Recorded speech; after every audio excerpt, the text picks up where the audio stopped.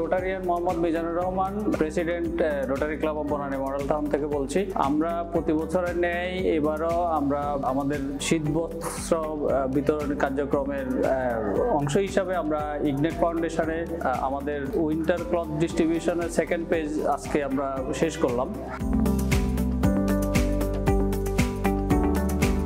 আমাদের এটা একটা ক্ষুদ্র প্রয়াস আমাদের ক্লাবের পক্ষ থেকে। আশা রাখি ভবিষ্যতে ইগনেট ফাউন্ডেশনের সাথে আমরা আরো বেশ কিছু প্রজেক্ট করব।